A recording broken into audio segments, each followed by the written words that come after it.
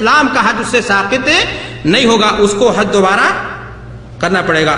چوتھی شرط ہے آزاد ہونا، اگر غلام ہے تو اس پر حج واجب، اس لیے کہ اس کی ساری کمائی اس کے مالک کی ہوتی، اس کے پاس اپنی کوئی پراپرٹی نہیں ہوتی ہے۔ پانچویں شرط ہے میرے بھائیو استطاعت، لیکن اگر کسی غیر مستطیع انسان نے حج یا عمرہ کیا تو اس کا عمرہ یا حج کیا ہوگا؟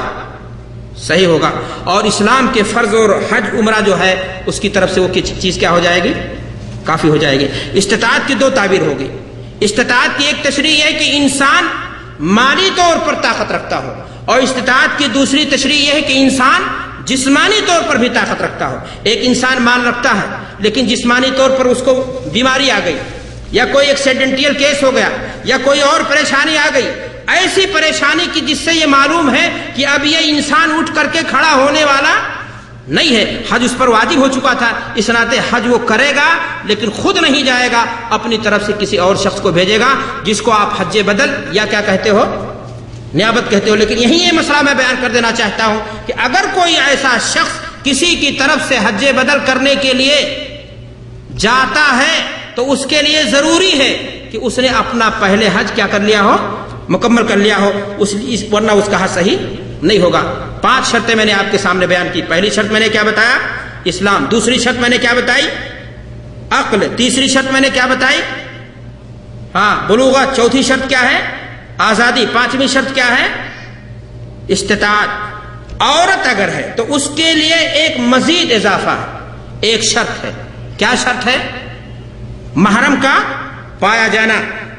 اگر کوئی عورت ایسی ہے کہ اس کے لیے محرم موجود نہیں ہے تو ایسی صورت میں حج اس پر لاگو واجب نہیں ہوتا ہے، لیکن اگر کوئی عورت محرم کے بغیر حج کرتی ہے تو اس کا حج صحیح ہوگا یا نہیں؟ اللہ کے رسول جناب محمد رسول اللہ صلی اللہ علیہ وسلم کی حدیث یہ بیان کرتی ہے کہ اللہ کے رسول صلی اللہ علیہ وسلم نے فرمایا کہ کوئی بھی عورت جو اللہ اور یوم آخرت پر ایمان رکھتی ہو، وہ 1 دن اور 1 رات کا اگر سفر ہے تو اکیلے نہ جائے۔ بعض روایتوں میں ہے صرف 1 رات کا، تو چاہے وہ حج کا سفر ہو چاہے کسی اور چیز کا سفر ہو، وہ جانا اس کے لیے جائز اور درست نہیں ہوگا۔ اور اس ناطے میرے بھائی اور دوستو، موجودہ دور کے جو ماحول اور مسائل ہیں جنہوں نے حج کیا ہوگا، جو بھیڑ دیکھی جا رہی ہے، اس میں یہی کہا جانا چاہیے کہ کسی عورت کا بغیر محرم کے جانا عمرہ یا حج کے لیے درست اور جائز نہیں ہوگا۔ ویسے اس سلسلے میں آپ کو بیان کرنا چاہتا ہوں کہ امام مالک اور امام شافعی رحمۃ اللہ علیہ نے یہ بات کہی ہے کہ قابل اعتماد عورتوں کا اگر قافلہ ہے، جس کو فقہ کی زبان میں کہا جاتا ہے رفقہ مامونہ، تو ایسی صورت میں ان دونوں بزرگوں نے یہ بات کہی ہے کہ عورت اگر جاتی ہے تو اس کا جانا جائز اور درست ہوگا۔ میرے بھائی اور دوستو، اگر کوئی عورت چلی گئی بغیر محرم کے اور اس نے حج کیا تو حج تو صحیح ہوگا، لیکن مسئلہ یہ ہے کہ وہ گنہگار ہوگی، اس لیے کہ قانون شریعت کی اس نے کیا کی ہے؟ خلاف ورزی کی ہے۔ اور امام مالک رحمۃ اللہ علیہ اور امام شافعی رحمۃ اللہ علیہ نے جو بات کہی ہے، اگر اس کی تفصیل جاننا چاہتے ہیں، ڈیفینیشن، تو اس کا خلاصہ یہ ہوگا کہ مثال کے طور پر کسی کالونی سے کئی لوگ آ رہے ہیں اپنی بیویوں کے ساتھ، اب اسی کالونی کی کوئی ایک عورت انہی کے ساتھ مل کر کے جو محرم گرچہ نہیں ہے لیکن آ رہی ہے وہ، اور پوری ٹیم ہے عورتوں کی، تو ایسی صورت میں اس کے لیے آنا جائز انہوں نے قرار دیا ہے۔ والعلم عند اللہ۔ میرے بھائی اور دوستو، اگر یہ شرائط موجود ہیں تو آدمی پر حج کیا ہو گیا؟ لاگو ہو جائے گا، اور اگر وہ پورا کیے بغیر مر گیا تو خطرہ ہے کہ اس کی بخشش کیا ہو جائے؟ اٹک جائے۔ میرے بھائی اور دوستو، اب میں اس کے بعد سب سے پہلی چیز آپ کے سامنے بیان کرنا چاہتا ہوں کہ حج کے ارکان کیا ہیں۔ حج کے ارکان کتنے ہیں؟ 4۔ پہلی چیز کیا ہے؟ پہلا رکن کیا ہے؟ احرام۔ دوسرا رکن کیا ہے؟ بولیے۔ بہت سارے لوگ ہمارے سامنے بیٹھے ہیں جو حج کر چکے ہیں۔ دوسرا رکن کیا ہے بھائی؟ وقوف عرفہ۔ تیسرا رکن کیا ہے؟ طواف زیارہ، جس کو طواف افاضہ بھی کہتے ہیں۔ یہ نوٹ کر لیجئے، شک نہ رہے، طواف کی 4 قسمیں بن جاتی ہیں، لیکن طواف افاضہ اور طواف زیارہ دونوں ایک ہے۔ وہ گننے میں 4 ہے، ورنہ بنا کتنا؟ ایک ہے طواف وداع جو لاسٹ میں کریں گے، ایک ہے طواف قدوم جو شروع میں آتے ہیں کرتے ہیں، اور ایک طواف ہے وہ جو رکن ہے حج کا، جو اگر چھوڑ دیا جائے تو حج مکمل نہیں ہوگا۔ اس کو کیا کہا جاتا ہے؟ طواف زیارہ یا طواف افاضہ. بات سمجھ میں آ گئی کہ نہیں؟ چوتھی چیز کیا ہے حج میں رکن؟ سعی. جمہور علماء کے قول کے مطابق، احناف کے برخلاف، احناف کے ہاں یہ چیز نہیں ہے، لیکن سعی کو جمہور اہل علم نے رکن مانا ہے. میرے بھائی اور دوستو، اگر میں نے آپ سے کہا کہ کسی حاجی نے رکن چاروں جو میں نے بیان کیا ان میں سے کسی چیز کو چھوڑ دیا تو اس کا حج مکمل ہوگا یا نہیں ہوگا؟ اس کا حج مکمل نہیں ہوگا. رکن کے بعد درجہ آتا ہے کس چیز کا؟ حج کے واجبات کیا ہیں؟ 7 ہیں. بتائیے کون کون سی چیزیں ہیں؟ میقات سے، چلیے میں نے شروع کر دیا. میقات سے احرام باندھنا. نمبر 2 بولیے. عرفہ میں سورج ڈوبنے تک ٹھہرنا. نمبر 3 بتائیے. مزدلفہ میں رات گزارنا. نمبر 4 بتائیے. تشریق کی راتیں مینا میں گزارنا. نمبر 5 جمرات کو کنکریاں مارنا. نمبر 6 سر کے بال مڈوانا یا کٹوانا. نمبر 7 طواف وداع، جو مکہ سے باہر کے لوگ ہوں، مکہ والوں پر طواف وداع واجب نہیں ہے.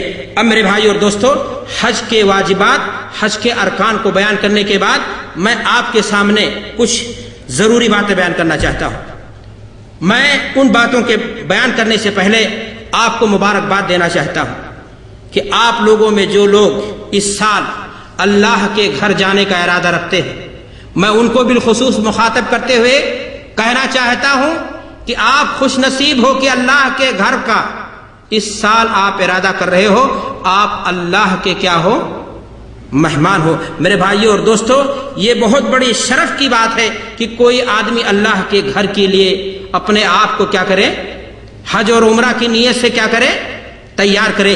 یقیناً آپ جو کچھ بھی وہاں جانے کے بعد مانگو گے اپنی دنیا اور آخرت کی بھلائی کے تعلق سے اللہ تبارک و تعالیٰ اسے دے گا. اپنے عزیز و اقارب کے تعلق سے، دوستوں اور احباب کے تعلق سے، اساتذہ یا اپنے ذمہ داران جنہوں نے زندگی میں آپ کے ساتھ کوئی احسان کیا ہے ان کے تعلق سے، انسان جب وہاں جائے تو اس کو سب کے لیے دعائیں کرنی چاہیے، حتیٰ کہ عامت المسلمین کے لیے بھی دعائیں کرنی چاہیے. اور ایک حاجی کی دعا اللہ قبول کرتا ہے. میں نے کہا کیوں؟ اس لیے کہ وہ اللہ کا کیا ہوتا ہے؟ ہاں، مہمان ہوتا ہے. میرے بھائیوں اور دوستو، حج پہ جانے والوں، لیکن میں آپ کو جانے سے پہلے کچھ باتیں بتانا چاہتا ہوں جن باتوں کو اگر جانے والا دھیان میں رکھ لے تو یقین مانیے کہ اس کا حج اسی روحانیت کا، تاثیر کا حامل ہو جائے گا جو تاثیر ہمارے اسلاف کے حج میں تھی.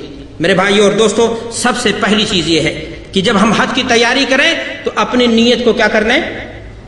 خالص کر لیں. اللہ کے رسول جناب محمد رسول اللہ صلی اللہ علیہ وسلم نے ارشاد فرمایا، انما الاعمال بالنیات. عمل کا دار و مدار کس پر ہے؟ نیت پر ہے. اگر آپ حج پر جانا چاہتے ہیں تو آپ اپنی نیت کو خالص کر لیجیے. یاد رکھیے، نماز جیسی اہم عبادت اللہ کے رسول جناب محمد رسول اللہ صلی اللہ علیہ وسلم فرماتے ہیں، من صلی یرائی فقط اشرک، من صام یرائی فقط اشرک. نماز، روزہ اور حج جب اس کے اندر ریا پایا جائے گا تو یہ عبادت اس کرنے والے کے منہ پر کیا ہوگی؟ مار دی جائے گی. اس لیے آپ یہاں سے یا اپنے ملکوں سے، پاکستان سے، ہندوستان سے جب حج کی تیاری کے لیے نکلیں تو غازہ اور پاؤڈر کے ساتھ نہیں، پھولوں اور کے مالے کے ساتھ نہیں، روپے اور پیسے کے مالے کے ساتھ نہیں، ڈھول اور تاشے کے ساتھ نہیں، نقارہ اور آواز لگاتے ہوئے نہیں، اپنے خاندان کا، اپنے قوم کا، اپنے اس کا جو ہے دھوس جمانے کے لیے نہیں حج ہے. میرے بھائیوں، حج کس لیے ہے؟ اللہ کی رضا پانے کے لیے. افسوس کی بات ہے، آپ نے دیکھا ہوگا ہمارے یہاں لوگ کیا کرتے ہیں؟ ہاں بولیے جی. وہ بھنڈارا اور وہ پتہ نہیں کیا، وہ نیتا جی اور وہ فلاں، اور اس کے بعد باقاعدہ اعلان ہوتا ہے کہ فلاں صاحب فلاں دن حج پر جا رہے ہیں، اور روپیوں اور کا مالا اور نہ معلوم کیا کیا چیزیں ہوتی ہیں. میرے بھائیو اور دوستو، اللہ تبارک و تعالیٰ نے قرآن مجید کے اندر ارشاد فرمایا ہے کہ ایسے لوگ جو دنیا ہی میں اپنا بدلہ چاہتے ہیں اللہ تعالیٰ انہیں دے دیتا ہے، اور آخرت میں ایسے لوگوں کے لیے کوئی چیز نہیں رکھا. دوسری بنیادی بات ہے کہ آپ حج پر جانے سے پہلے اپنے اندر تقویٰ کی صفت، کون سی صفت؟ تقویٰ کی صفت پیدا کر لیں. اور تقویٰ کی یہ صفت اس وقت آپ کے اندر پیدا ہو جائے گی جب آپ اپنے گناہوں سے حج پر جانے سے پہلے جو آپ کی زندگی میں چاہے وہ رزق حرام کے تعلق سے ہے، چاہے وہ اپنے عزیز و اقارب پر ظلم و زیادتی کے تعلق سے ہے، چاہے وہ اپنے ماتحت نوکروں کے ساتھ ظلم و زیادتی کے تعلق سے، کسی بھی اعتبار سے اگر آپ کے ہاں گناہ ہے تو میرے بھائی اور دوستو، حج پر جانے سے پہلے اس لعنت کو آپ اپنے آپ سے کیا کر دیجئے، دور کر دیجئے، اور پختہ عزم کر لیں کہ حج سے واپسی کے بعد ان تمام لعنتوں سے ہماری زندگی کیا ہوگی، دور ہوگی۔ قرآن مجید میں اللہ تبارک و تعالیٰ ارشاد فرماتا ہے وَتُوبُوا إِلَى اللَّهِ جَمِيعًا أَيُّهَا الْمُؤْمِنُونَ لَعَلَّكُمْ تُفْلِحُونَ کہ اے مومنو اللہ کی طرف پلٹو۔ تو حج پر جانے سے پہلے ہم اپنے گناہوں سے کیا کر لیں، توبہ کر لیں، اپنے اندر تقوی کی صفت، اور تقوی نام ہے کس چیز کا، بچنے کا، کس چیز سے، ان تمام کاموں سے، چاہے وہ ظاہراً ہو، چاہے وہ پوشیدہ ہو، چاہے وہ رات کی تاریکیوں میں کی جانے والی ہو، چاہے وہ بند کمرے میں غیبت کی شکل میں ذمہ دار سے، تاکہ کسی کی نوکری کو کیا کر دیں آپ، یا کسی کی بیٹی پر کیا کر دیں آپ، عزت پر داغ لگا دیں۔ میرے بھائی اور دوستو، انسان تقوی بچائے اپنے آپ کو ان تمام کاموں سے جو اس کی آخرت کو کیا کر دے، ڈیمیج کر دے، اس کی آخرت کو جو نقصان پہنچا رہی ہوں، ان تمام کاموں سے اپنے آپ کو کیا کر لے، روک لے، اور اگر ہیں تو اس سے کیا کر لے، توبہ کر لیں۔ حج پر جانے سے پہلے میرے بھائی اور دوستو، آپ جہاں اپنے اندر تقوی کی صفت پیدا کریں، وہیں اپنے اہل و عیال، دوست اور احباب کو بھی تقوی کی وصیت کریں۔ آپ نے اگر کسی سے کچھ مال لیا ہے تو اس کو لکھ دیں۔ پتہ نہیں انسان لمبے سفر پر جاتا ہے، کون جانے زندگی میں کب اسٹاپ بریکر آ جائے، موت کا فرشتہ آپ کے لیے پیغام لے کر چلا آئے، آپ نکلے حج پر، پتہ یہ چلا کہ آپ دائی اجل کو کیا کر گئے، لبیک کر گئے۔ تو میرے بھائی اور دوستو، حج پر نکلنے سے پہلے آپ اپنی اولاد کو، اپنی بیوی کو، اپنی بہو بچیوں کو، اپنے دوست اور اقارب کو، جہاں اپنے اندر آپ نے تقوی کی صفت پیدا کی ہے اور اللہ والا بننے کے لیے آپ نے اپنا مال خرچہ کیا ہے، اپنا ٹائم دے رہے ہیں، اور سفر کی مشقتوں کو برداشت کرنے کے لیے آپ کیا ہو رہے ہیں، تیار ہو رہے ہیں، وہیں آپ ان لوگوں کو بھی تقوی کی کیا کریں، وصیت کریں۔ میرے بھائی اور دوستو، عازم حج کے لیے ایک بہت ضروری چیز ہے، وہ کیا ہے، رزق حلال۔